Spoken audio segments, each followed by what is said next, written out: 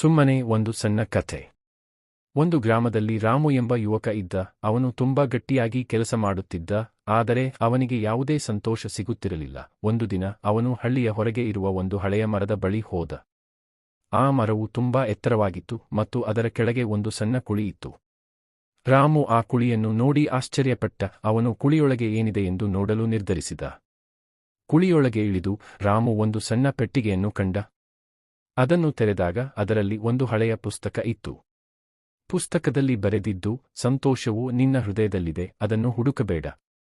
ರಾಮು ಆ ಪುಸ್ತಕವನ್ನು ಓದಿದ ನಂತರ ಅವನು ತನ್ನ ಜೀವನದ ಬಗ್ಗೆ ಯೋಚಿಸಲು ಪ್ರಾರಂಭಿಸಿದ.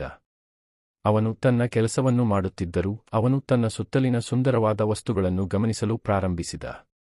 ಅವನು ತನ್ನ ಸ್ನೇಹಿತರೊಂದಿಗೆ ಸಮಯ ಕಳೆಯಲು ಪ್ರಾರಂಭಿಸಿದ ಮತ್ತು ತನ್ನ ಕುಟುಂಬದೊಂದಿಗೆ ಹೆಚ್ಚು ಸಮಯ ಕಳೆಯಲು ಪ್ರಾರಂಭಿಸಿದ. ಕ್ರಮೇಣ ರಾಮು ತನ್ನ ಜೀವನದಲ್ಲಿ ಸಂತೋಷವನ್ನು ಕಂಡ.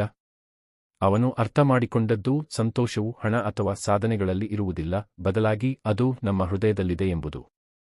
ಆದ್ದರಿಂದ ರಾಮು ತನ್ನ ಜೀವನವನ್ನು ಸಂತೋಷದಿಂದ ನಡೆಸಲು ಪ್ರಾರಂಭಿಸಿದ ಮತ್ತು ಅವನು ಎಂದಿಗೂ ಹಿಂದೆ ನೋಡಲಿಲ್ಲ. ಕಥೆ ಮುಗಿದಿದೆ. ಓದಿದ್ದಕ್ಕಾಗಿ ಧನ್ಯವಾದಗಳು.